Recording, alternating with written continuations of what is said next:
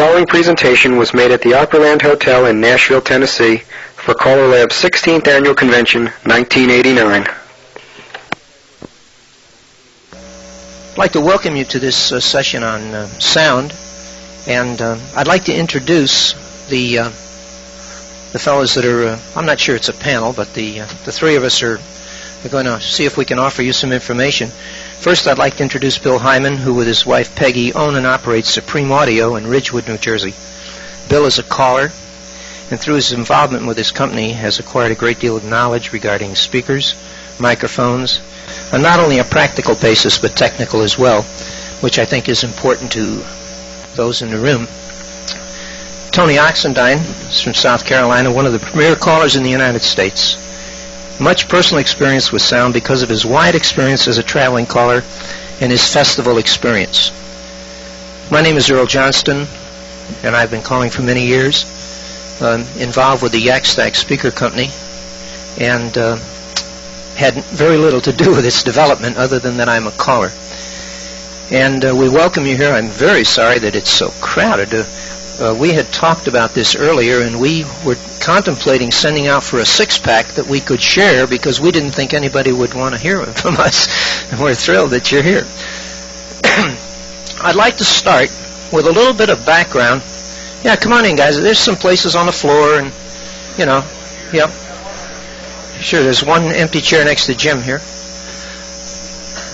Square dancing has been around for many, many years, as we all know.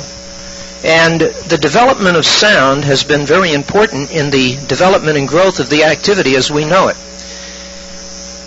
If you were to go back into the early years, and I'm not talking in the 20s, I'm talking back in the 17th century, and even before that, dancing was done in small groups because people went and learned how to dance from a dancing master, and you learned the dances in a very proper manner. The dance would be listed on a program. The music would start, and you danced from memory. There were no such thing as callers or prompters. Later on, in the 1880s, 90s, and in that era, there was a slight change. You still went and learned how to dance from a dancing master, but if you could see a dance program from that time, it would say, Master of Ceremonies, so-and-so, and then there would be 4 prompters listed. The prompters would work in 4 sections of the hall, and the dancing master or Master of Ceremonies would announce the dance. He might say Money Musk, he might say Lady Walpole's Reel, whatever the dance were going to be. The music would start, and the prompters would then give the instructions as to what to do. And they all knew the dance in the same manner. There were variations of this. For example, in the mountains of the Carolinas and Tennessee and Kentucky, each square had its own caller. And the band would start to play. And this square would do a dance. The next square might be doing a different dance to the same music, because that caller would call something else. And this was very popular. They did very well. Then along came along came electricity, and things changed drastically because now we had amplifiers and speaker systems. In the 20s, there were very crude amplifiers and speaker systems. In fact, my best friend is a fellow named Al Brundage, and he was calling back in the 30s using a megaphone in a small school, like a one-room schoolhouse in Danbury, Connecticut. And there were 2 people in the band, his mother and somebody else played the violin or something. And Al called. Then he progressed and he bought an amplifier. And he showed me a letter that he got from a gentleman in Maine, and I, of course, don't have it with me, but the letter in essence said, Dear Mr. Brundage, we understand that somewhere you have obtained an electronic megaphone. Could you please tell us what this is? And, of course, it was a microphone with an amplifier, and the man had never heard of such a thing. Then, so we had amplifiers, and we had speaker systems and microphones, but we didn't have records. We were dancing with live music. And you would hang up the speakers, and you'd just get up and start to holler, and everybody danced. But it was not what we know today as extemporaneous. It was not hash. The calls were, if you did Marching Through Georgia, it was the same figure every time, and everybody knew it. And we had big crowds. Yeah, they tell us we're getting bored. God, and it kept the marriages in town, too. I mean, it served a dual purpose, you see. Right after in the 50s, late 40s and 50s, square dancing took a big turn because Doc Allenbaugh in California started the Windsor Record Company. There was a company in New Jersey called Folk Craft that Frank Kaltman started, using folk songs, songs that were popular at that time, and the problem was that they were too fast. The recordings were too fast. Because we used 12-inch records, but you still couldn't squeeze. It was hard to squeeze the whole dance on a 12-inch record. So, right after the war, somebody found some things, and they were known as, I'm not sure this is the true name, called green monsters. And they were taken out of army posts that were used during the Second World War for disc jockeys. And they had a variable speed control on them. And this was a major breakthrough. We suddenly had a way to slow down records. But they weighed a ton. They were just terrible. And you had to carry an amplifier, and then this big green monster, and then a couple of box speakers that you hung up. But we did pretty good. The first class that I taught without live music, I had a Decca turntable and an amplifier with 2 microphone inputs, and I put one microphone in front of the speaker of the Decca turntable. That picked up the music, and I held the other microphone and called.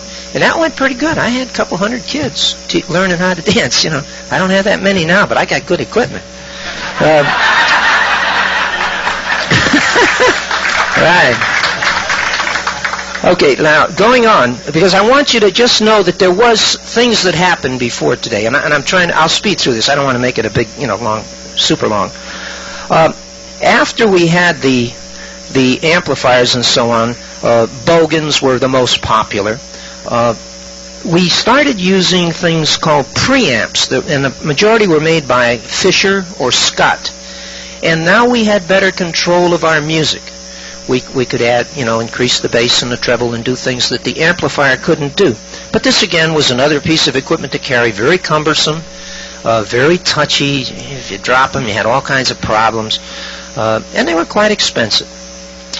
Then we also, at that time, because we were dancing big crowds in big halls, we used these big commercial amplifiers that had 70-volt lines on them. And every speaker had a transformer in it.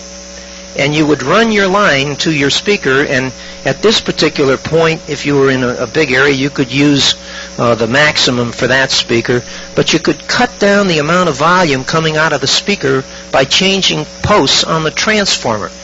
And they were commercial use. They used to use them in hospitals and things, and of course they wouldn't want the speaker in the linen closet to be as loud as the one at the main entrance, and they could adjust that by using these transformers.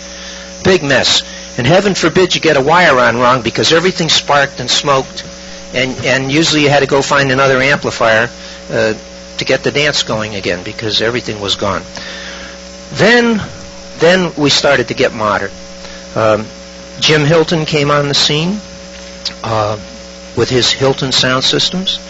A few years later, Henry Clinton came on the scene with his sound systems.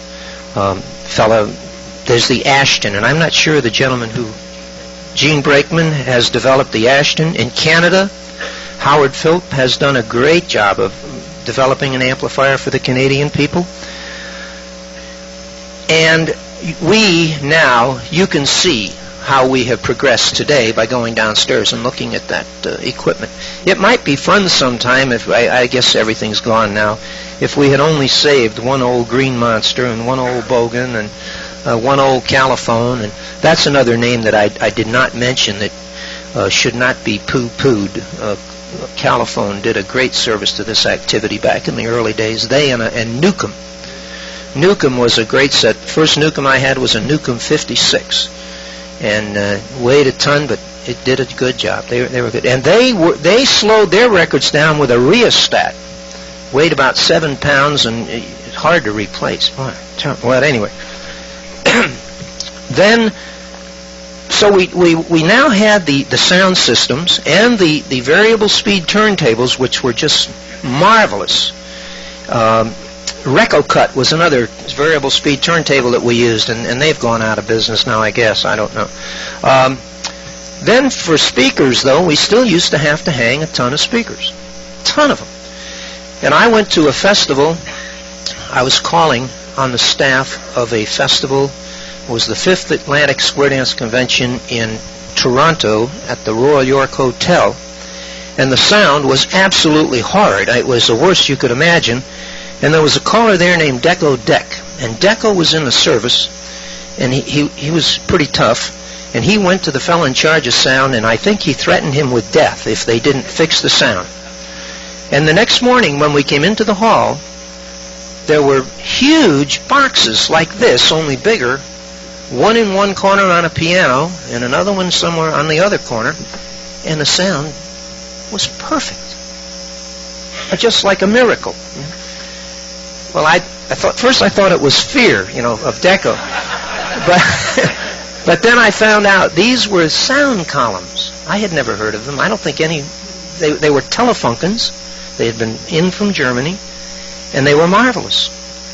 And then we went home, and I had a 57 Oldsmobile, and Marion suggested that I should build one of these things.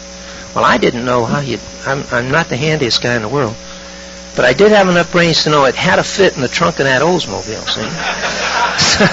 So I measured the trunk, and then I made a speaker that fit in there.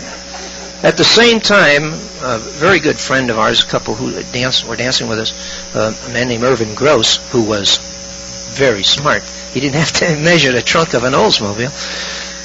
Had already been working on a sound column, and when he saw the thing I had, he said, "That's terrible." He said, "We can make that better." And he made a portable folding column, which became the Yak Stack. However, right after that, as happens in square dancing, this Frank Kaltman in New Jersey got involved with a company named Jensen, and they had sound columns. I mean, this was not a brand new thing. And so he copied the Jensen column and made what he called the FLK. This is one claim to fame, the Frank L. Kaltman sound column. And then two fellas out in the St. Louis area, and I'm giving you these names because they shouldn't be forgotten. These guys did a service and they should be remembered. Bern Aubuchon and Bob Vineyard started the Supreme column company. And at least that's the way I know it, okay? Now, this brings us up to today. You can see the changes that we've had. There's all kinds of stuff out there. We've become the only thing we need now is the dancers we used to have when the sound was bad. But this is what I know in a capsule of the history of sound in today's square dancing. It went from learning the dance with no caller to 4 callers around the room or within the square, to the megaphones, to the microphones, the electronic megaphone as Brundage had, and amplifiers, up to today where it is so great because the stuff is light, it's small, they've designed it all so your wives can carry it, get it in the hall, everything is just, it's terrific. So, do you have, and we're going to have to use the microphone now, do you have any more input? Some of you probably were around even before me. That's hard to believe, but no, nobody.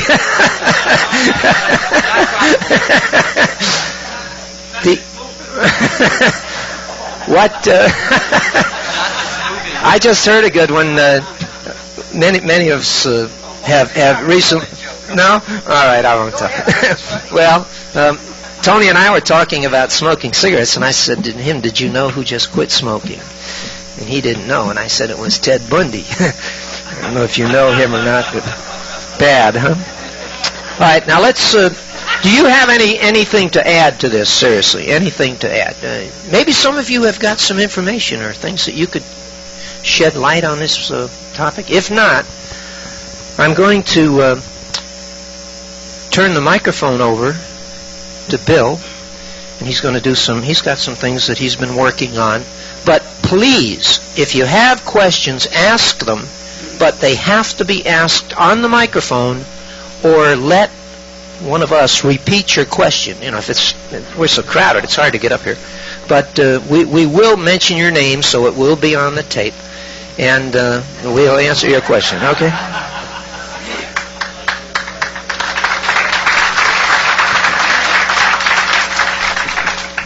If you're going to ask a question just to get your name on the tape, just give us your name and we'll just put it right on the tape, right off the bat.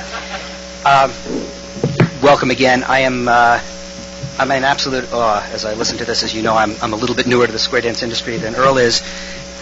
Excuse me. And the comment from the sideline was, everybody is. I'm just sorry that my wife Peggy is not up here to enjoy this statement, and I just wrote it as Earl said it.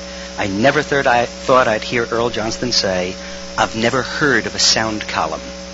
I mean, think of the time span. You know, here is Mr. Sound Column himself, and he had it, and that shows you to a great extent. That's a great illustration of, in fact, how fast the technology has changed in these 30 or 40 years. It is really astonishing, and even in the time that I've been involved in the industry, I've watched the technology change. Let me comment briefly on some general comments, then I want to touch on microphones, and then just some very quick comments on speaker placement, and then we'll move on to Tony's comments. There are, as I see it, 4 elements in a sound system. There's a microphone, turntable amplifier system, if you will, the sound system itself, and the speakers, and the often forgotten 4th element is your voice. I've often been asked at festivals where the sound was not terribly adequate, why is it, Bill, that we understood you and not the guy before you or after you? And I simply answered with one word: diction. And we can never fail to remember that our voices are fragile. Breathing is always a problem. I, in fact, have a great deal of problems breathing when I'm singing. I sometimes simply forget to do it, and I get 2/3 of the way through a phrase, and I know I've got another 10 words or whatever to go, and I know I'm not going to make it. That's when you switch to strip calling, by the way. The fact is that your voice can really help you. You also have to be real kind to your voice. I am not a voice coach. I've received some voice coaching, but I'm in fact not a voice coach personally. But folks like Jim Mayo and a number of other folks around here are terribly competent in that area and could certainly help you if you're having problems on that. Next area I'd like to move into is microphones. There have been some real exciting things happening in the last several years in microphones, with some remakes of old microphones coming out, and some microphones that have been around a long time, such as the Electro Voice 635A. I guess the Hilton folks popularized that. The beautiful thing about a Hilton 635A is that if you ever forgot your hammer to hang a nail in a wall, you could always use it without fear of breaking it. It was virtually impervious to damage. You could throw it against the wall, pick it up, and still call. Unfortunately, our microphones today aren't quite that hardy, but they do some other things for you that have obviously become of great interest. A microphone that has really been, I would say, the most popular road calling microphone of the traveling callers over the past number of years has been the Static 810A. It is now in its new version. It used to be a perfectly cylindrical chrome, stainless steel, or chrome-colored microphone. This is, in fact, a new version that we have manufactured under our own label, Biostatic. This is the 910, but it's acoustically essentially the same microphone. This microphone has a frequency response of 40 to 15,000 cycles. Let me just quickly read to you a quick definition of what frequency response is. Frequency response is the range of frequencies from lowest to highest that a microphone will reproduce at an equal level, such as plus or minus 3 dB or 5 dB. A frequency response from 50 to 15,000 is good. 40 to 18,000 is very good. 20 to 20,000 is excellent. So you can see that the more response you have on the bass end, coverage if you will, the higher the response is on the high end, the better the mic. The reality is that in our industry, both from a speaker and amplifier point of view, not to mention the loud noise environments in which we do our amplification, the middle range is in fact the most critical range. That is that human voice range. It's where the meat of the music is coming out, and that is in fact the critical range. And Yak Stack and Supreme Sound Columns and all that are clearly geared to deal with that kind of issue. Once again, this microphone has been a very popular microphone. It is, as are virtually all of the other microphones currently available, a low impedance mic. Let me address the impedance issue for just a moment. All of, with the exception of Caliphone, all of the currently available sound systems, Hilton, Clinton, although now out of production, but there's still a lot around, Ashton, I think those are the only three that are currently available, are all high impedance inputs. That means you have to use either a high impedance mic or a low impedance mic through a transformer. Cables such as the Hilton cable have that transformer built right into them. It's right in the handle, and I think that's certainly the dominant cable that we're using in the industry. Here's an example of one. I'm sure most of you know what they are. Excuse me. And once again, that has a transformer built in, and those are all low impedance mics.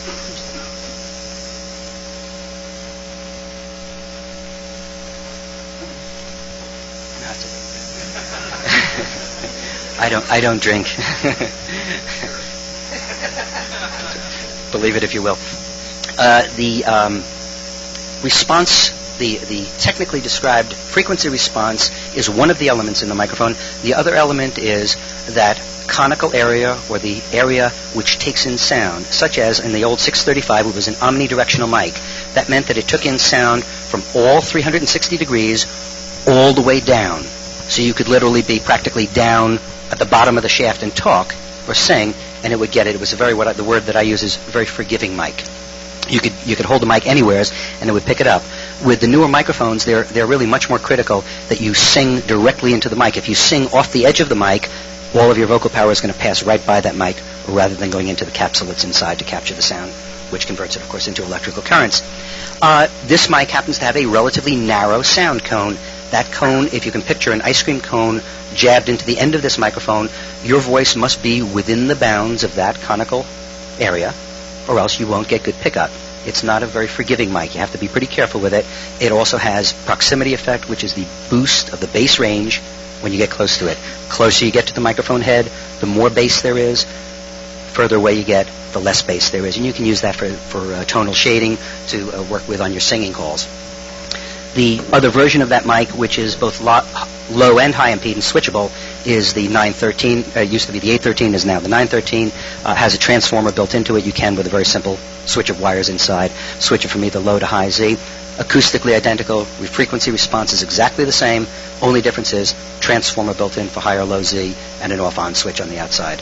If you're using it on a Hilton cable, obviously not necessary. If you're using it on other free cables as a high impedance mic, switch becomes very critical. Another mic that was very, very popular for a long, long period of time is the AKG D1000 or D1200.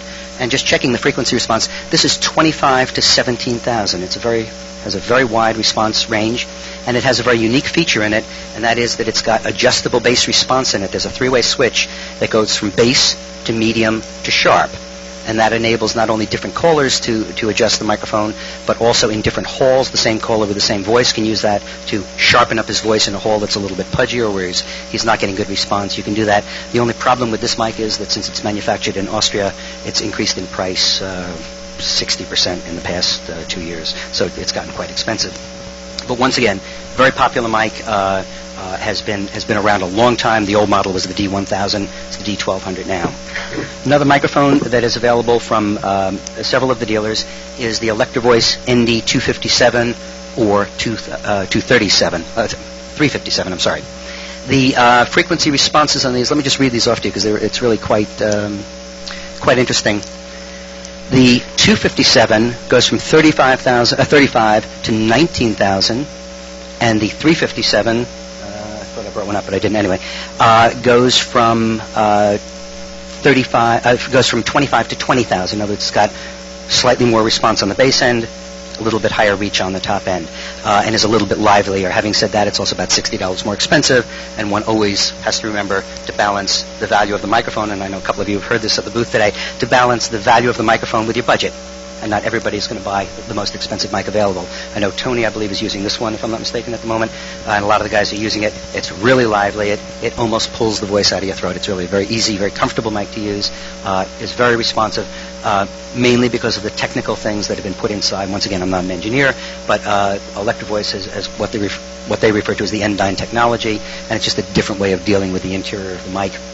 A very responsive microphone, and it's gotten quite popular. It is, of course, low impedance. Oh, the question was, is it omnidirectional or unidirectional? All of these microphones up here are unidirectional. The only omnidirectional mic that has been available and is currently available among the more popular calling mics are the old Electro Voice 635 and the 631B, which, as you probably know, is the exact same mic, slightly different configuration, but the guts of it are essentially the same. So the response area on this mic is much broader. If you can remember the visual picture that I described on the Static or the Supreme mic with an ice cream cone in here, relatively narrow going into the center, this one is really quite broad, and I think, Tony, maybe if you want to comment on it later, you can really be anywhere above the top surface of that. It's really much more forgiving, and you don't fall off, as I refer to it, you don't fall off the edge of this mic quite as fast as you do on some of the other mics. Last mic I'd like to just comment on briefly is the Telex TD13. It's a microphone that we actually introduced into the market. It became, in fact, a best-selling mic, and I guess numerically, statistically, it's still a best-selling mic. It's the Telex TD13. Has a frequency response of 50 to 16,000 cycles. It is, once again, unidirectional. It has a very forgiving range. If you stay anywhere reasonably near the top of the microphone, it will pick up very nicely. It, as with all the other mics that I've shown you today, also has proximity effect, which is the boost of the bass as you go closer. It's also very durable. It can withstand quite a few blows without having a problem. The use of these mics is a real personal thing, and the selection of microphones, I think, is probably one of the most personal things that a caller does in addition to picking his or her music. The timbre of everybody's voice and the way you hear your voice inside your skull, the way you hear it through your speaker, and the way your partner, he or she, hears it from the floor may be very, very different things. And you'll just have to work to find the best balance of trying a microphone that pleases you. This covers pretty much the most popular square dance mics. Having said that, I don't want to exclude a whole bunch of other mics.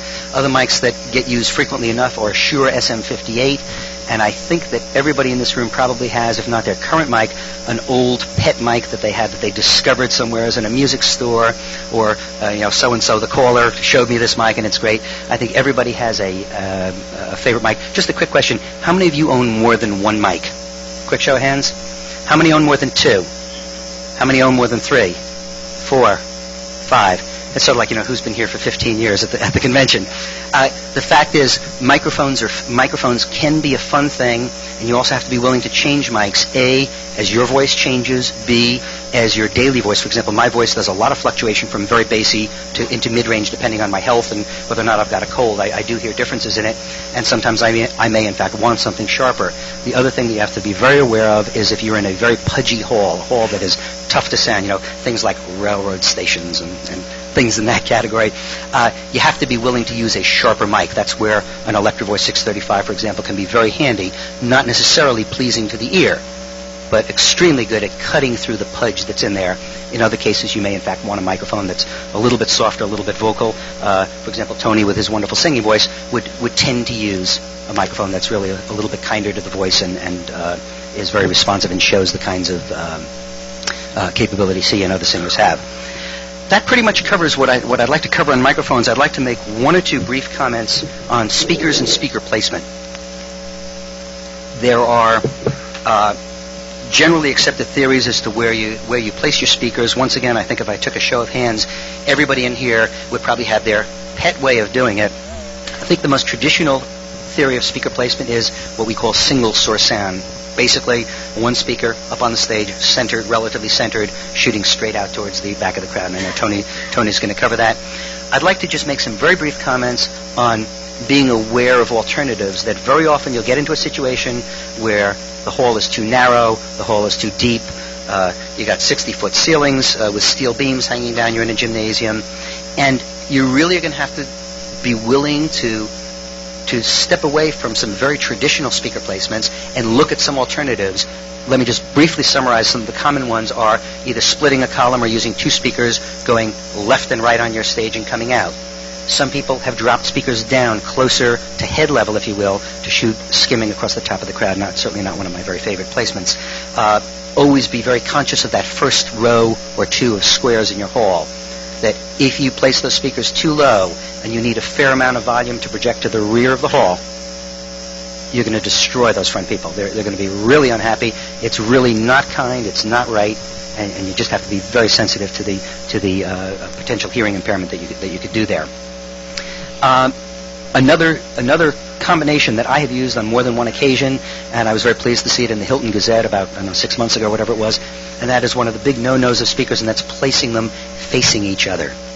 Everybody says you can't place speakers facing each other because you have cancellation. If you can picture sound in a hall as ripples on a quiet pond, if you drop a pebble in one end of the pond, drop a pebble in the other end of the pond, you can just visualize what kind of disturbance you're going to get in the center of the pond. It's exactly what happens with sound. You get that disturbance, and as that sound wells down, there's a nice little area where the sound is canceled out. It's called cancellation, and it becomes a real problem. You can beat that by putting your speakers out of phase, if you will, changing the polarity of one of the sets of speakers, which I do all the time. You have those speakers facing into each other.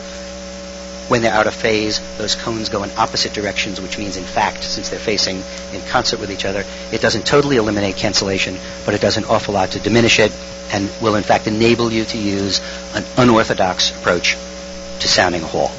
Bottom line and last line is, if you run into problems, listen to your friends with caution, listen to the dancers and understand that they don't understand some of the technical things that you do. If there are other callers in the hall, ask for a comment, ask for a suggestion from them, and be willing to do an experiment, even moving your speakers between tips. If you're in trouble, better to recognize that you're in trouble, move the speakers, take a chance, do something different, and hopefully work on correcting it. Okay, thank you very much. Thank you very much, Bill. You made two comments, and I just am going to emphasize them again because it amazes me how many callers. Well, it doesn't amaze me. It's a fact of life. How many callers are not sure about this high and low impedance that they hear about? You know, we shake our heads, oh yeah, and then you get calls, or you see a caller using if you see a fellow using a Hilton 75 and he's got the volume turned up, let's say, to 9 on the voice channel. Okay, he's using a low impedance microphone that he hasn't fixed up. And you want to use, and I'm just going to emphasize, you want to be high impedance with the equipment that we use. Okay? High impedance with the equipment that we use. The other thing that you mentioned was the phasing of speakers. And you described it as when speakers are in phase, they all go the same way at the same time. And if you get a speaker and if you set two speakers on a table and you feed a signal into them, if one goes up and the other sucks in, and then they go the other way, they're out of phase. You want them to be both coming out and both going in. And it's simple. Well, it's not simple. No, wrong word. You can check this. You take a D battery. You're going to waste it now. You won't be able to use it, in your can opener after.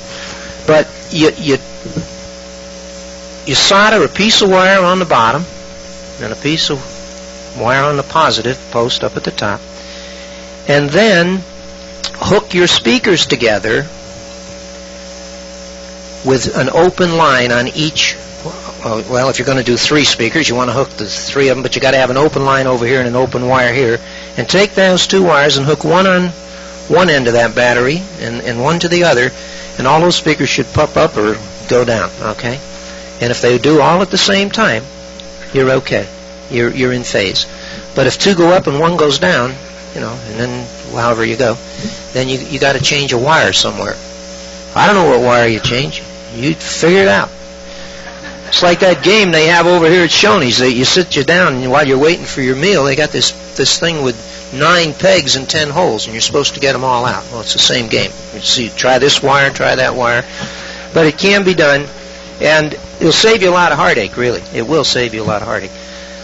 Have you ever, in your applications, ever had to have speakers out of phase going across the hall to cover any big rooms? Have you, Tony? Have you? Is that tough to do? I've never done that. I would think so. Well, thank you very much. Do you have questions now? Because we had a wealth of information here, all kinds. Maybe you want to ask prices. You didn't mention prices. If you want to know prices, boy, we got prices.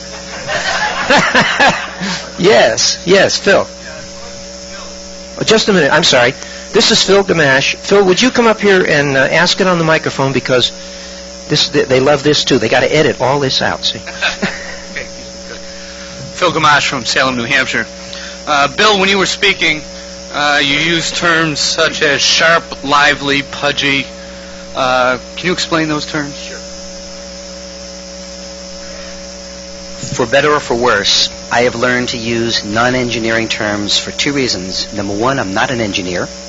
And number two, I try to use adjectival, verbally descriptive words. I use things like round edges. It's a little rounder. I try to use words that describe softness, such as a pudgy hall. If you have a hall where the sound isn't feeling crisp out on the floor, where the clarity of your voice is missing, where even the clarity of the music, maybe a little bit less critical, but the clarity of the music isn't out there, that's what I would refer to as a pudgy hall. It's soft. You can't get good definition. And even a perfectly hearing person is going to have difficulty in that hall. Anybody with some hearing impairment or severe hearing impairment, which probably covers the majority of us because I have a slight hearing impairment, the fact is that you can't hear anything then. All of a sudden the music gets a little bit too loud, and you mumble one word once in your life, and the words disappear into the music. I think that you have to be kind to your dancers. Make sure that your sound is crisp enough. Another word that I love to use, crisp. Like the 635 Electro Voice is a crisp mic. It's really sharp, harsh. Not bad, just harsh. Very sharp. Let me make just one... Was that adequate, Phil? Okay. Let me make just one comment on phase and in phase and out of phase. And I saw Jim Mayo do this at a Caldas College once. He took either a Yak or a Supreme Folding Column. I honestly don't remember which one it was. It was before I owned the company. And he intentionally wired them out of phase and took the column and started. It sounded okay when it was facing out, but one half was out of phase. He started to then very carefully fold it down, and by the time he got it almost closed, the sound was completely gone. There's no sound. Scary. And it shows you what can happen, how dramatic it can be if you're working with a speaker, let's say inside one of Earl's columns or our columns, that's out of phase. It really hurts the sound. It really hurts the sound. It can happen if you're replacing a speaker and you just don't pay attention and you miswire it. It's easy enough to do. There are only two connections. It will hurt your sound. I know we've rewired more than one or two pieces in our lives, but it's real easy to do, and that's why I always make the recommendation: only cut one wire at a time. Cut one wire and go. Cut the second wire and go. All right. Thank you. Anything else? Yes.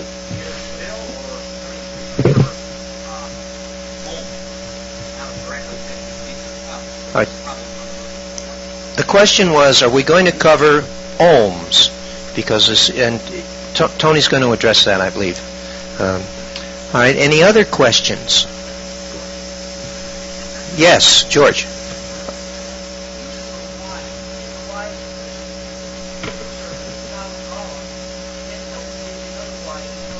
Okay, let me address that. George Viney asked the question about the Ys that come with sound columns and the Ys that come with the Hilton amplifiers. The Hilton Y is a series Y.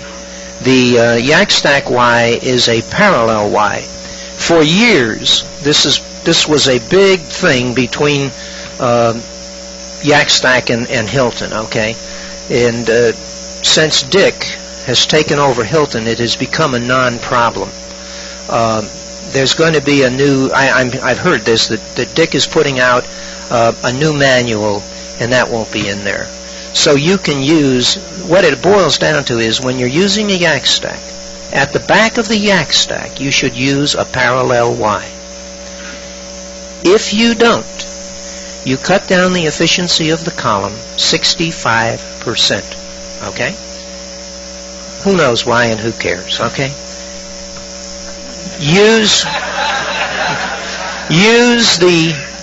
Run a direct line. Now, there are times to use your Series Y. and Tony's going to, I think he's going to try and make, well, it's hard to make it clear, but he's going to try. So and this usually happens with the yak stacks. Do you have much problem with it with the Supremes, Bill, over this? No. Yeah, sure. But anyhow, it's a non-problem anymore. However, it's amazing how many callers are using yak stacks, and if you look at the back of the yak stack, they have a Series Y, and you ask them, how come? I don't want to use that word again. How come? And they say, well, that's what it says in the manual. Well, don't use a parallel Y. You never have any trouble. Never have any trouble. Yes, Tom. Tom Potts is going to ask the next question.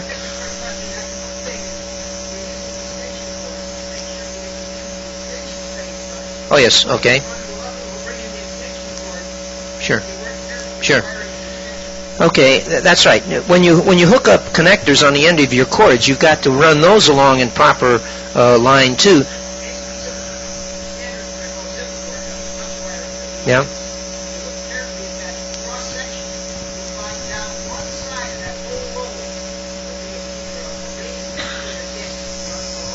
Mm-hmm. Yeah, it's coded. Yes, he's saying that zip cord or electrical extension wire is coded with a bead on one side and non-bead on the other. And I know that, and I can't remember which bead I put on the darn end.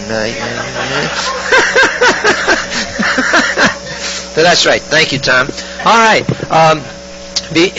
If you have other comments or questions, please do it, because otherwise I'm going to let Tony have at it. If some of you are trying to escape, you might want to say, yeah, that's why I'm being here. We will not be embarrassed if you leave, and we won't tease you too much, okay? Tony, would you come up here and tell them all about it? Tony Oxendine, let's have a nice hand for Tony. I had some handouts, and really I thought that there was going to be like maybe 15 people, 10 or 15 people here. So I had 25 copies. Okay, now I'm going to pass these 25 things out because there are two things I want to talk about. So with the number of people we got, you're going to have to like maybe 3 of you or 4 of you go to look at it. But of all the stuff, the things that I have here, I have this diagram on wiring multiple speakers. You can pick it up at the yak stack counter. They've got some there. I don't know if they've got enough for everybody. I just picked one and had copies. So if you guys don't mind sharing, go ahead and get this group. All of y'all will share. Somebody do this for me. Okay. Yep. As you pass those out, just give like one. I don't know. I don't have that many. Now, if you need these, and there aren't enough to go around, if you'll stop by, or you can do it right here. So give me your name and address, and we'll mail you one. Okay. No charge. They're just. Okay. Now this is going to deal with wiring multiple speakers.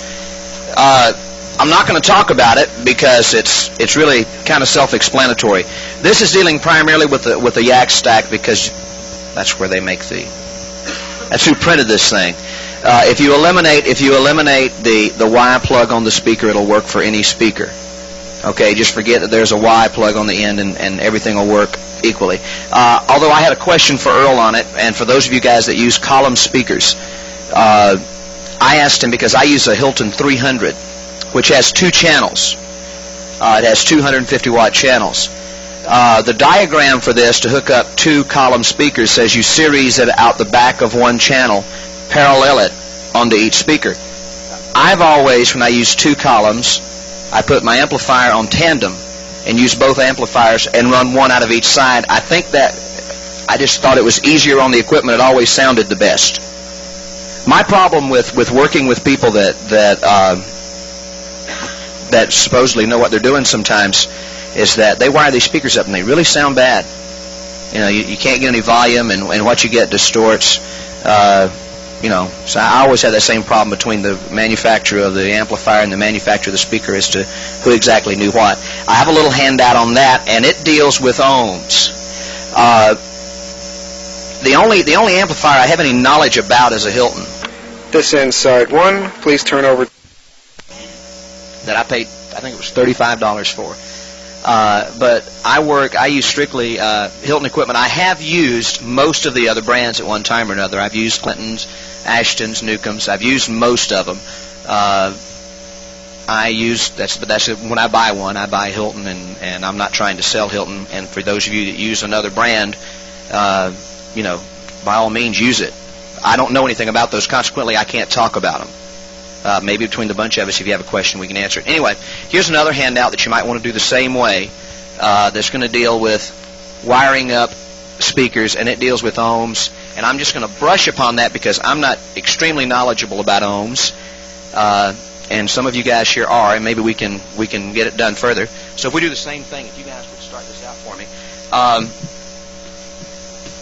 Okay, I want to talk, before I talk about anything I know about, I want to talk about some stuff I don't know about. If you go back in the exhibitors area, Bill Heyman's got a shop there. He carries the Ashton sound system. They come two models. There's an S-series and a D-series. One is a single watt, is a single channel amplifier. The other is a dual channel.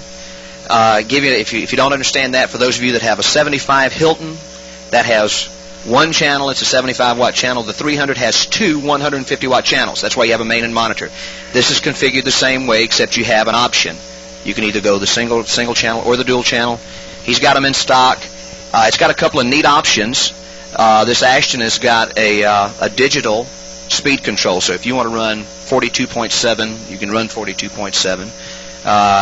I think the state of the art now, everybody's getting away from the little Cinch Jones plugs that we all used and going to quarter-inch plugs. You don't have the problem with corrosion and getting them turned right. All you do is stick them in. These are all configured with quarter-inch plugs, but Bill tells me that they'll configure it with Cinch Jones if you want it. One of the neat options with this thing, for those of you guys that tape yourself, and you should, every chance you get, because a lot of times you think you sound a whole lot better than you do. It's got a feature with a built-in tape player. You don't have any wires hook up, and it hides up into the set, and you just pull it out, mash the button, and you tape yourself. He's got them there. I'll tell you, amplifiers are expensive now. Whew, I'll tell you. Anyway, but he has a brochure on these, which he's probably going to say, it's got like everything else in it. But he's got them back at his shop, so check with him. I don't need that anymore. In regards to the, has everybody got the copy of this one where it talks configurations of ohms? How many copies did we get back? How far did we get back? You guys in the back row got them? None at all?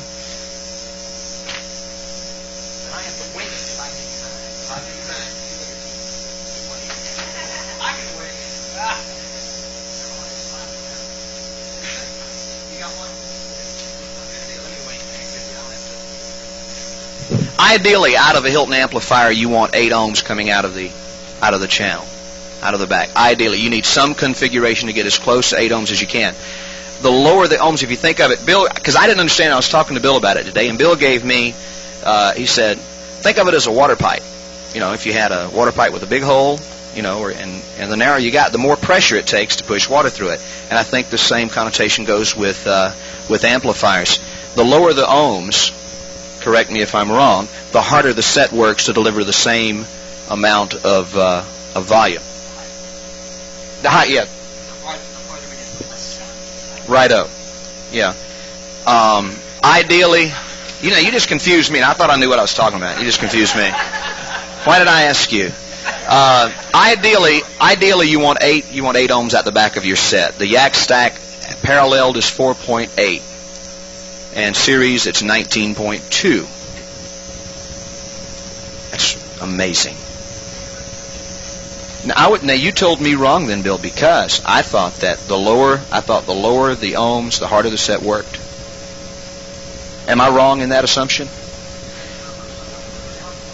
Oh, wait a minute. Well, am I right or wrong now?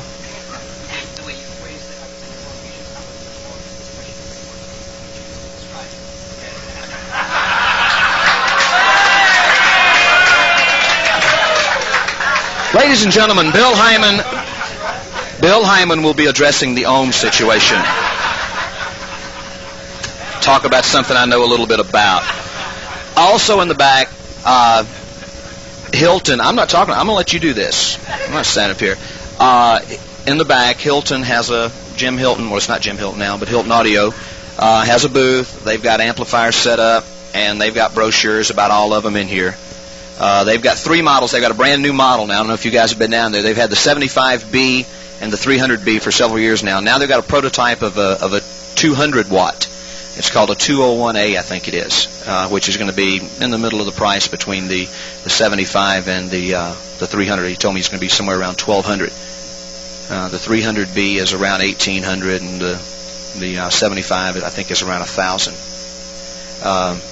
So you might want to go by there and look at that. And he's got a nice little brochure where you can see everything.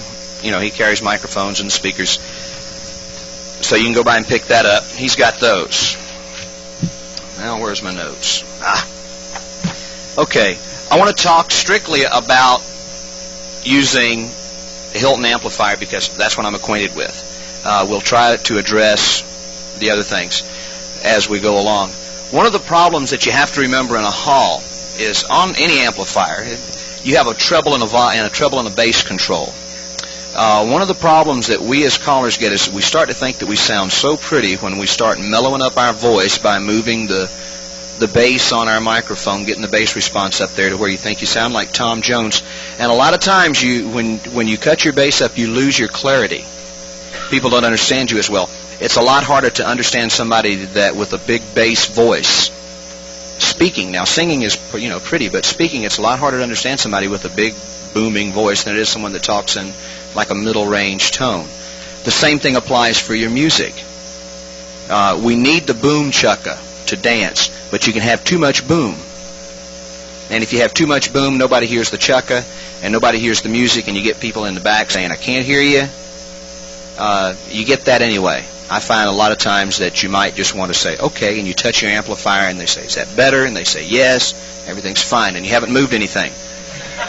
I'm sure most of you have done that. I've had to set up an extra speaker and not plug it in, just set it up, take a wire, run it to it, and then just run it to the back of the set and not plug it in, so these people have 2 speakers they want to hear. I've had to do that.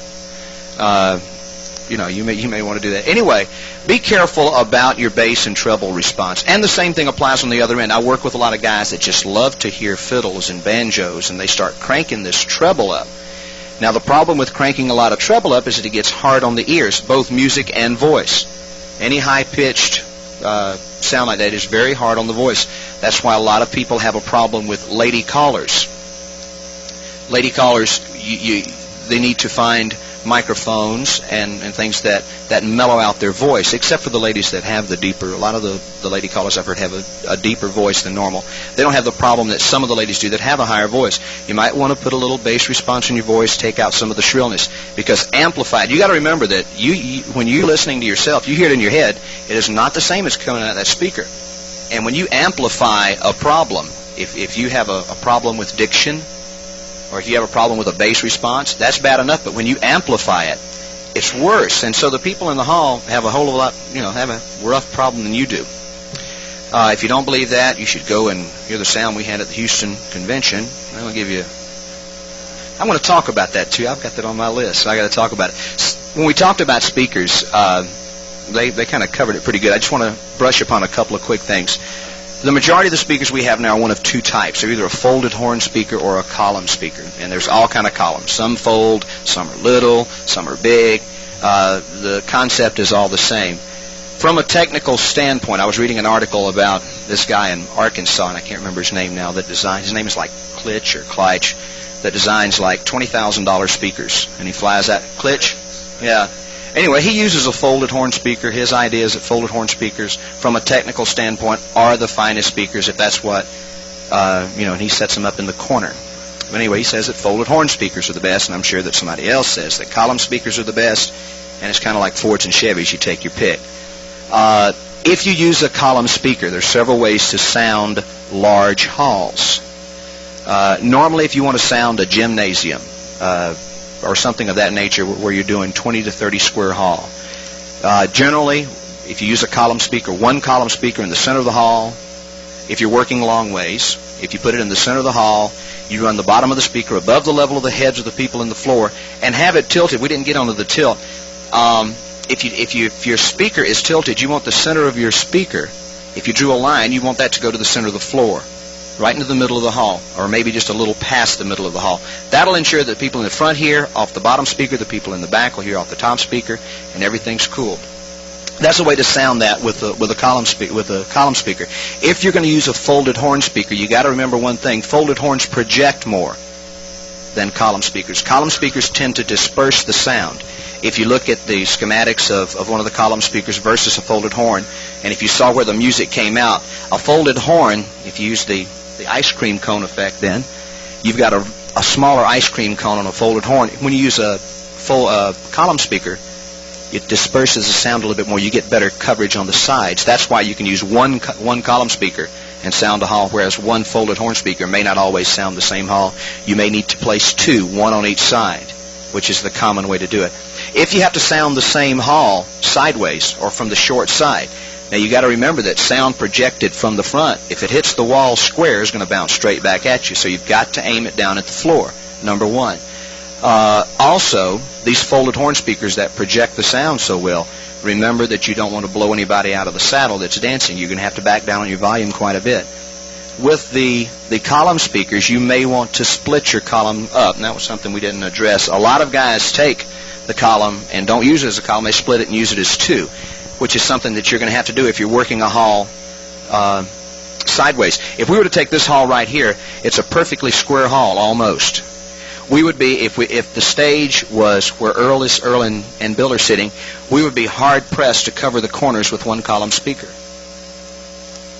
because of the dimensions of the hall. You may need to split that column up and separate them and sound it that way. And I got my little note here.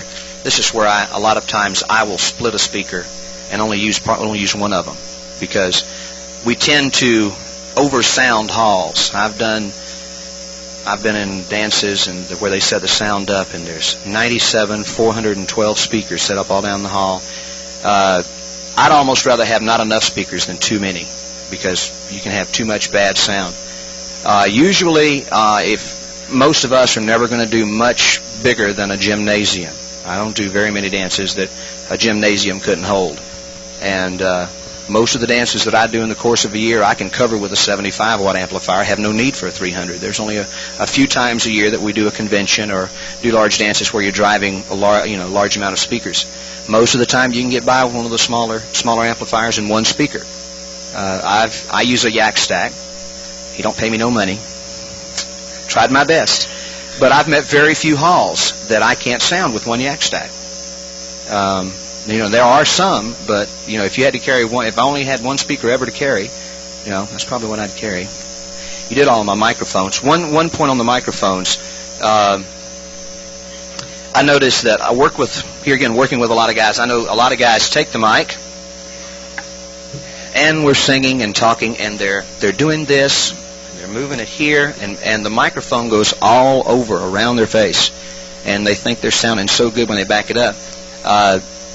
The sound that comes out of a mic that you put in when you talk, the farther away you move your mic, naturally the less loud you're going to be. The distance between your lips and the microphone and the volume that comes out is inversely proportional, meaning that if you move, if the microphone being at your lips is level 1 and you move the microphone a half-inch away, you would figure your volume would be 1/2. Well, it's not. It's inversely proportional, probably more like a quarter of the volume. So when you get the mic really away from yourself, from your mouth, nobody's going to hear you. You're going to lose all of the response, especially your bass end, just like Bill said, when you get away from that cone. So be careful. These mics were designed, most of these mics were designed to be worked straight on. When I first came into calling, when I first started calling, I went to Callers College, and we all used 635s.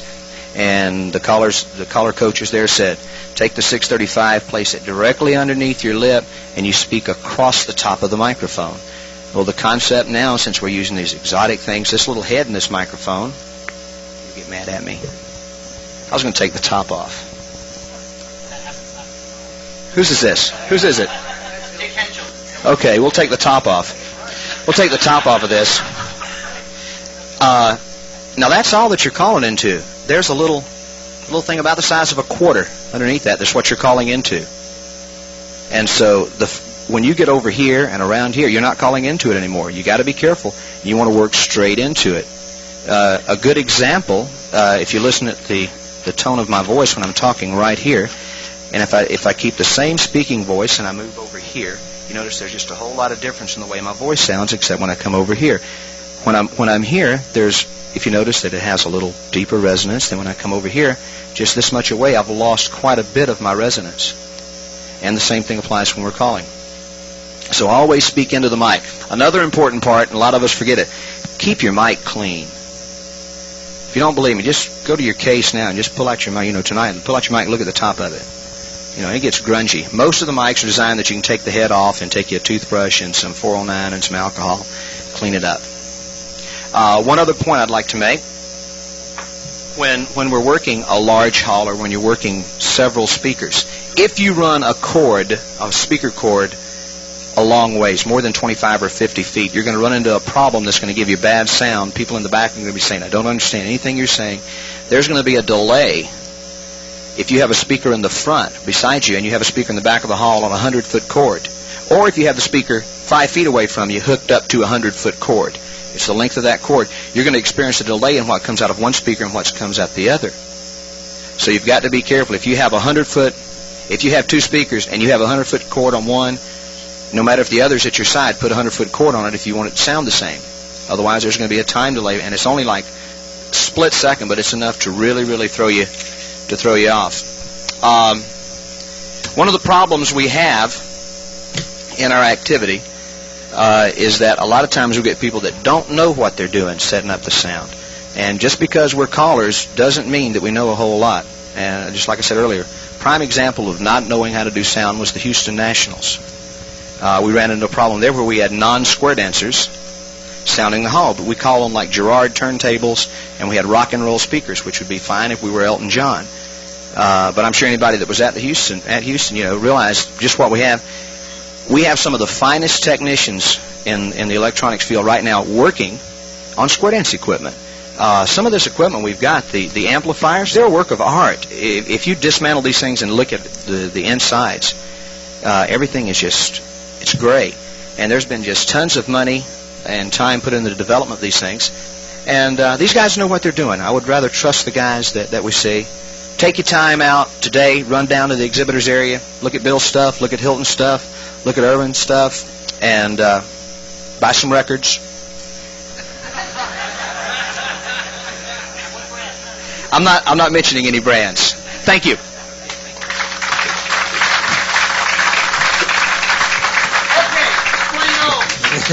All right, thank you. I have a question. Question? Yes. I want to understand those. Okay. And this water pipe thing he was telling me about, and I thought I knew. He's going to explain that in a second.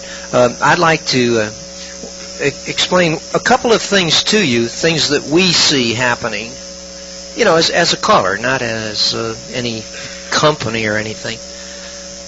You can't use an amplifier and get unlimited sound out of it. If an amplifier will put out 50 watts of sound and you hook up 5 speakers to it, the most you can hope for is 10 watts out of each speaker. See? You're not going to get 50 watts out of each speaker. And some callers have the idea that all you do is add more speakers and you're going to get more sound, and not true. And that's why this wiring diagram is important, because it will give you the best that you can get out of what you're working with. And this, you mentioned the series at the back of the amplifier. I think that drawing was designed for people using 75 Bs or As or whatever they are. And when you get into the 300s, why, then you can go in the tandem. There's no problem. The single source of sound for our activity is proven to be the best. And so, as Tony mentioned, when you set your speakers up, try to use 1 before you go to 2. Many callers, they buy whatever column they buy, and the first thing they do is split it and put 1 here and 1 here. Now they're right back to 2 speakers. See? And also there's another point. I was good. sound, and Tony mentioned the inverse proportions, how it changes as you move away from your microphone. The same thing happens with height. And this is why the sound column has proven successful in our business. If you put a speaker, let's say a 15-inch speaker, and you run the sound out of it, it'll go out. Well, I've got some drawings here, but it's too complicated. It'll go out a certain place and drop off. If you put two 15s, one on top of the other, let's say the first one went out 20 feet. If you put one on top of the other, you're not going to double to 40. You're going to triple to 60. And if you put another one on top of that, you're not going to double to 120. You're probably going to go 180, maybe 200. So that's why if you're in a bad hall, you got a problem, and all you got is two box speakers, try putting one on top of the other and see if that won't eliminate your problem. Because it goes, the higher they are, the further out they go. And I read an article recently about in England, they had a column that was 100 meters high. Now that's 300 feet. And it was used at some religious revival meeting. And when it was over, they used that speaker to direct the traffic out of the place 2 miles away. And it worked. It worked. Yeah. Oh, yeah, those guys really know how to get crowds. Yeah, they're doing better than we are. But anyhow, now we are now going to, and when we get this, I think we're going to know all that you need to know about sound, because we're going to try and find out a little bit about ohms. And back to Bill. Bill? Little pudgy, soft, round. The one thing I must comment on is when Tony alludes to calling in normal gymnasium-size halls, what he fails to mention is that on those other events there are 400 squares on the floor. Okay, so Tony is involved in some pretty major festivals, as you well know, and is also involved in the sound, if not the person putting it up, but obviously is one of the key performers there. He wants to make certain that his performance is enhanced by the sound that's there and not diminished by it. Let's talk for sure. Let's talk simple speaker setups. Let me run through the most commonly used speakers. I believe I know from memory, and maybe Dick can help me on his speaker that he did. Let me start with the Supremes. There is the Mini. It is a single 6x9 speaker in it. It is 8 ohms. It can plug into any normal jack in the back of any amplifier commonly used. Next one up is the S40. It has two 6x9s. They are in parallel, therefore, then they're 8 ohms each. Therefore, out of the back jack, it is net 4 ohms. 4 ohms is the minimum impedance in any of the commonly used amplifiers. You should not go below 4 ohms. You may go above it. The ideal target on a Hilton is, in fact, 8. So a single S40 sound column, which would probably carry you for most of your club events, is a 4 ohm unit. If you're using one, plug it straight in. If you're using two, then you go to the Hilton Y cord, that's series Y cord, because if you hook up a 4 ohm speaker in parallel with another 4 ohm, and understand that the double jacks on the back of almost any, but virtually all the ones we're using now, any turntable system are by definition parallel. The definition of series is if you pull one of them out, everything stops. And we all know that you can pull one of them out of the back of any of those turntables, and they will not stop. So that's just a simple, non-technical explanation for it. Recap, if you're using two S40s, you must then use the series Y cord. You can put it in the back or out at one of the speakers, it doesn't matter. But both of those speakers must be in series. You then end up with 8 ohms, ideal impedance level for a Hilton, certainly for a Clinton, Ashton, and so forth. Let's switch over to the Yaks. The half column is 9.6. Okay, a half column is 9.6. Used alone, it's just fine. It's just a fraction over the ideal. Perfectly acceptable. A full Yak stack with both columns on using the regular Yak parallel cord brings it down to 4.6 ohms. 4.6? 4.8, thank you. Brings it down to 4.8. It is above the minimum for any of the amplifier systems used. And by the way, Ashton has no minimum. In fact, you can go down as low as you want. I think you probably should stay in the 4 to 10 ohm range, but at least theoretically you can go down to 1 or 2. You can then use. You have a 4.8 ohm load on that. That is within the acceptable limits. If you're using two Yak stacks, if you're using a 300 where you have both amplifiers, main and monitor, I also, as Tony does, I would go left and right. I, in fact, use both amplifiers. They're then both coasting rather than pushing them to the top of their range. If you wanted to use 2 yaks on one channel, on any single channel, and since they're each 4.8 ohms net, a full yak column is 4.8 net, you would not want to use them parallel on any single amplifier because you would then be net below the 4 ohm minimum for Hilton. Therefore, at that point, you use a series Y cord on the back of the Hilton, back of the amplifier. Consistent with the comments made before, you have the parallel, the old discussion, you have the parallel between the 2 half stacks themselves. But when you're putting 2 of them together, you treat them as a complete single unit. Just look at the line and say, what's my net impedance on this line? And if I connect it with another line, what is that net impedance? If I put them together, either parallel or series, what's it going to do to my amplifier? And it's really very basic math. If you get into esoteric things such as 3 speakers, odd numbers, and things in series and parallel combinations, I'd even have to sit down with pencil and paper and calculator and calculate it. But most of the combinations we use are even numbers of speakers, and the other odd item that goes in there occasionally is the monitor speaker. If you have 4 speakers down the hall and they're not close enough to the calling area and you do want to use a monitor, you have to address that issue to make sure that at a large festival you do have adequate sound for those callers who would prefer to have a local monitor.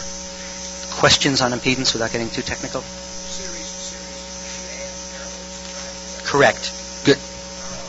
Parallel you divide. Series, if you have a 4 ohm, let's take a Supreme S40. If you have a 4 ohm S40 with another 4 ohm S40, if you put them in series, which would be the recommended way to do it, the only way to do it, you add those 4s together. They then look at the amplifier as 8 ohms. When you look, you have the 2 pieces coming in, 2 cables coming into the Y, and then you look at the end of that, it's 4 ohms to the amplifier. It's 8 ohms to the amplifier. It doesn't know that's composed of 2 legs of 4 each.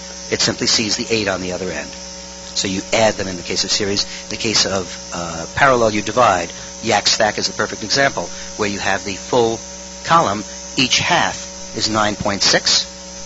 Did I remember? Yeah, 9.6. When you parallel them down, they're divided in half, if you will, and they're 4.8 then. So it's basic math.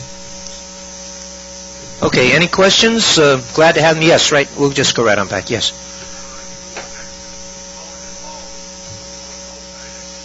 Calling outside? Outside should be the easiest because you don't have a lot of echo. You don't. It should be. It's almost infinity. You just got to get it over their heads. Well, the question is, where would you place the speakers outside? I would try to have the speakers facing where the majority of the people are, and it'll just do it. Outside is the easiest, except unless it's damp, and the paper gets spongy. Yes, the next gentleman.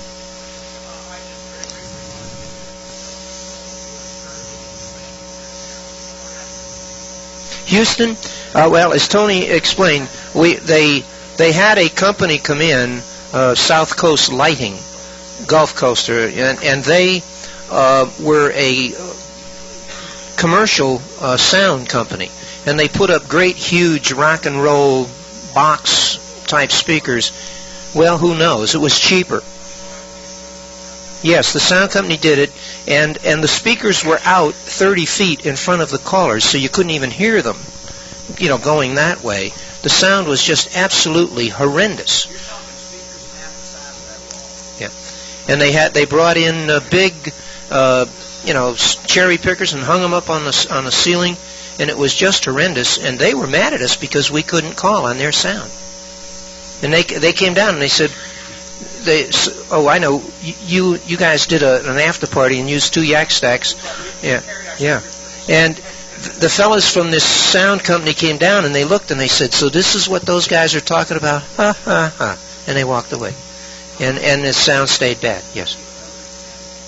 You got to use the mic.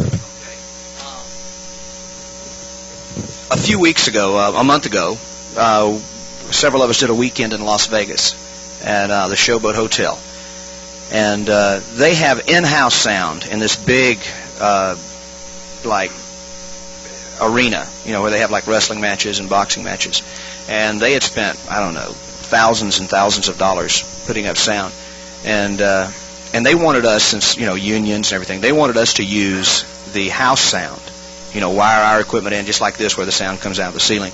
And everybody knows that, it just don't work good. And we convinced them to let us use our equipment.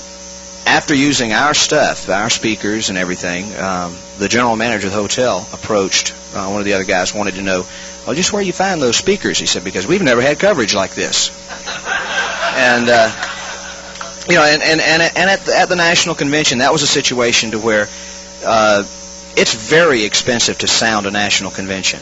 I don't know if you guys have any idea of how much money it would cost, but I would imagine $60,000. Yeah, minimum.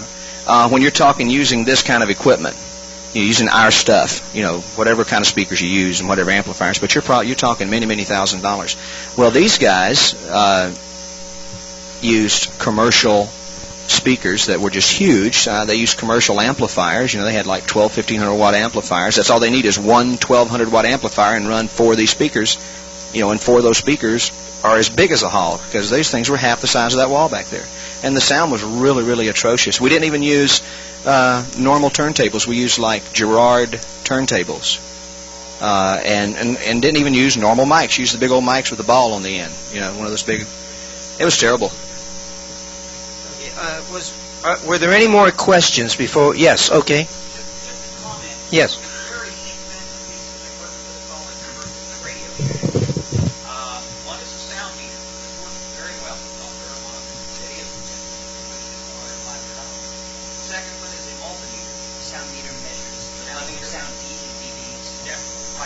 I think we're going to have to get back on this microphone because we'll get away from it here. There are 2 pieces of equipment that you can get from Radio Shack. One is a sound meter. This measures the level of sound coming out in decibels, or dBs as we call it. Now, this will tell you in uniformity whether or not you have a hall actually covered with sound. You actually will walk the hall and see whether or not you have a hall covered with sound. I had one dancer who said he couldn't hear. I'd set up a hall, and I went out next tip and stood there next to him, and he was getting about 75, 80 dBs right at his ear. He says, should I be able to hear? I said, well, 90 is the threshold of pain, sir. So you're real close. Incidentally, if you get above about 110, will literally crack plaster on the wall. I went into one teen cantina one night and was getting 115. So it gets pretty. Yeah, Tony does. That's about average for Tony.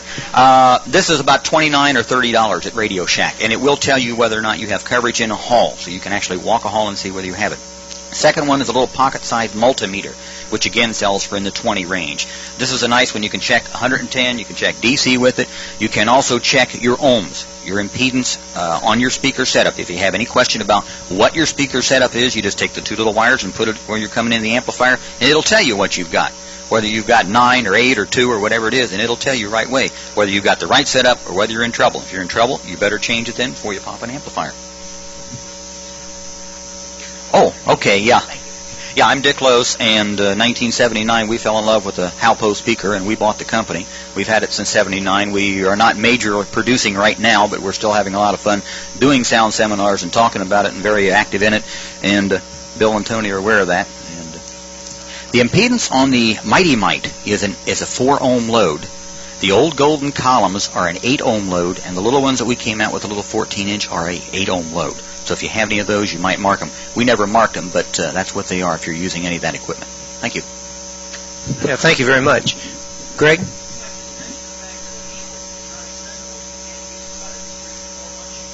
Oh, yes, changing needles is important. Yeah? No matter what you're using needles for, you really should change them. You're not supposed to share, are you? Yes.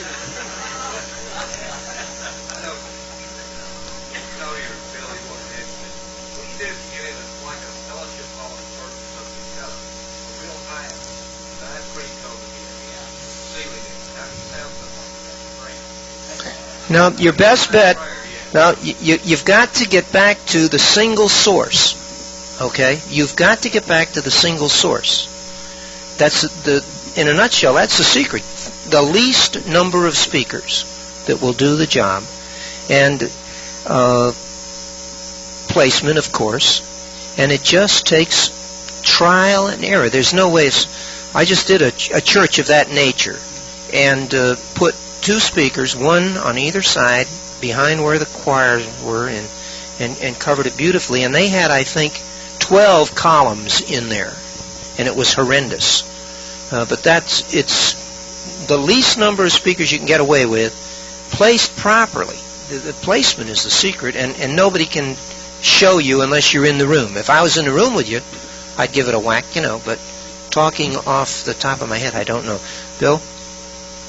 Just a specific a comment. My regular home mainstream club meets in a hall that's 3 squares by 5 squares. I call from a stage about 4 feet high. It is, in fact, that very fellowship hall you described with a 65-foot peaked ceiling, real nice polished hardwood. Okay? Curtains on the back of the hall, maybe, 1.5-foot strip on the side of each window. All the rest of this hard plaster down, glass, and all that. It's a real horror show. The only solution I found in that hall was using that front and rear speaker combination, one S40 up front, tilted right into the middle of the crowd, steeper than normal. Rather than aiming towards the middle to the back, I aim middle to the front, and the other one on a somewhat taller stand in the back of the hall, roughly the same height, in fact, above the normal floor height that you would do, more closely matching the front speaker that I had, once again, pointed from the middle to its closer front half, if you will, and almost sounding each half of the hall, not quite independently, but a lot more independently than you would normally do. It's the only solution I found in that hall that worked. By the way, there's no mystery to that. I use what I call my little phase changer. It is simply one male and female plug, 6 inches of wire in between them, and instead of going positive to positive, negative to negative, you simply reverse. Did I hit the button? No. Okay. Just simply reverse the polarity and wired it wrong. That changes the phase. It's no big deal. Okay, that was a signal that it's time to, yes. Okay. I want to clarify something. You're talking about the multimeter from Radio Shack. Isn't it true that really you get a DC ohms, and that's not what we want to measure? That when you measure an impedance, you really have to measure it at 1,000 hertz. So I don't want to mislead anybody. If that's okay. Yes, sir. Tom Potts. Tom Potts in Massachusetts. Someone was talking earlier about sounding with too small an amplifier, which we all went through in the early days. If you're doing one of these outside events and you've only got your 75 watt or whatever it is, turn off the bass. They can't hear it out there anyway, and you're wasting almost 3/4 of your power in that boom of the boom chuck. So turn it off and your dancers will hear you. You can get a lot of extra power by turning off the frequency ranges your dancers can't.